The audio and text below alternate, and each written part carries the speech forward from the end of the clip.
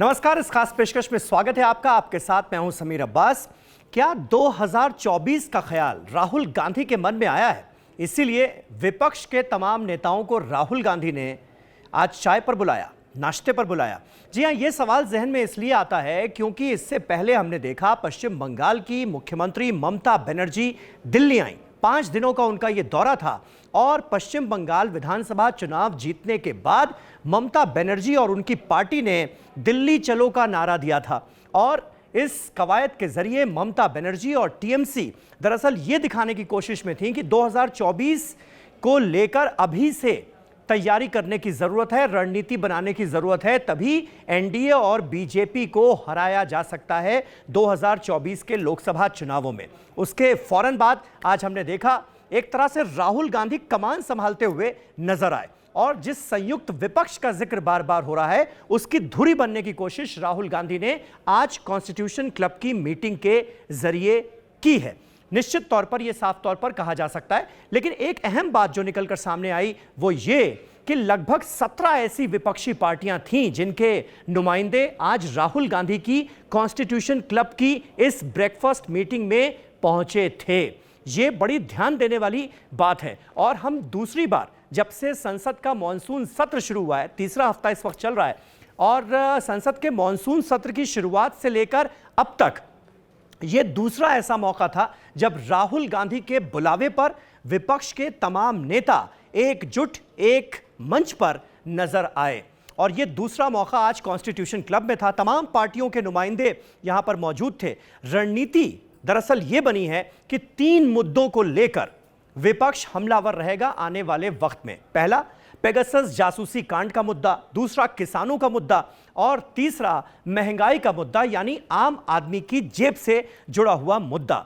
आज की मीटिंग में हालांकि तैयारी पहले से कर ली गई थी और उसके लिए बंदोबस्त भी पहले से कर लिए गए थे, लेकिन आज की मीटिंग के फौरन बाद पूरा का पूरा विपक्ष लामबंद होकर साइकिल की सवारी पर निकला, राहुल गांधी के नेतृत्व में निकला। ये बड़ी बातें हैं, ये बड़े पॉइंटर्स हैं। राहुल गांधी के नेतृत्व में बाकायदा कॉन्स्टिट्यूशन क्लब से संसद तक मार्च निकाला गया और सरकार को यह बताने की कोशिश की गई कि इस मुद्दे पर, यानी महंगाई के मुद्दे पर, पेट्रोल डीजल के बढ़ते प्राइसेस के मुद्दे पर अब सरकार को घेरा जाएगा।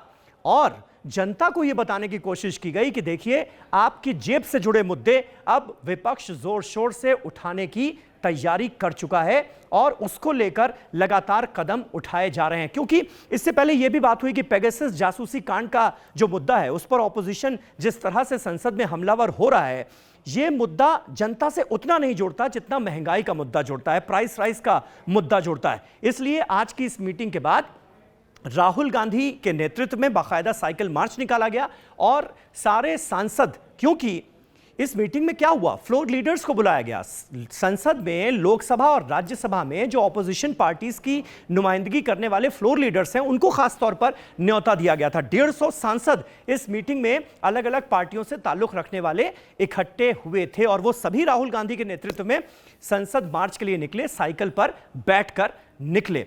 तो ये अपने आप में एक बड़ी बात है।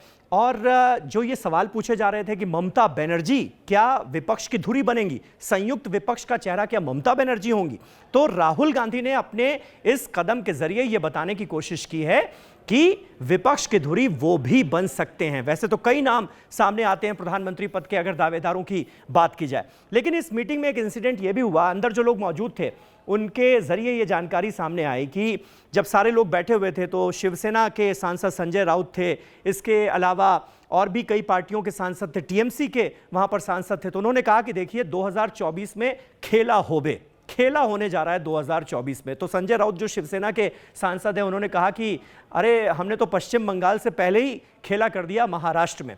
तो इस तरह के हल्के पुल्के क्षण भी आए इस मीटिंग में, लेकिन कुल मिलाकर साबित करने की कोशिश यह है कि विपक्ष अब एकजुट हो रहा है सरकार के खिलाफ। और जेडीयू की तरफ से नीतीश कुमार ने जो बयान दिया कि पेगासस जासूसी कांड की जांच तो होनी ही चाहिए, इससे भी एक खुराक ऑपोजिशन को मिलती हुई नजर आ रही है। क्योंकि एक तरह से ऑपोजिशन की ये जो डिमांड थी इसमें हां में हां मिला दी है नीतीश कुमार ने। और संजय राउत ये कह रहे हैं कि नीतीश कुमार भले ही सरकार के साथ हों आज की तारीख में, लेकिन उनकी आत्मा हमारे इर्द गिर्द ही भटकती है। तो ये कहकर संजय राउत ने आज इसका जवाब भी दिया और ये बताने की कोशिश की कि देखिए इस मुद्दे पर नीतीश कुमार, जो कि आपके सहयोगी दल हैं, वो भी हमारे साथ हैं।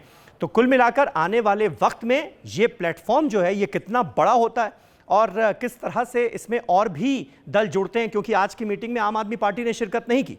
विपक्षी दल एक साथ एक मंच पर आ रहे थे, लेकिन आम आदमी पार्टी के सांसद यहां पर नहीं पहुंचे।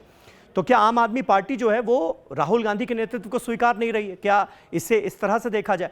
तो आने वाले वक्त में ये संयुक्त विपक्ष कितने दलों को एक साथ ला पाता है, 2024 की कैसे रणनीति बना पाता है, 2024 की तैयारी कैसे कर पाता है और 2024 में चुनौती कितनी बड़ी दे सकता है, इस पर जाहिर है हमारी नजरें होंगी। बहुत बहुत शुक्रिया, नमस्कार।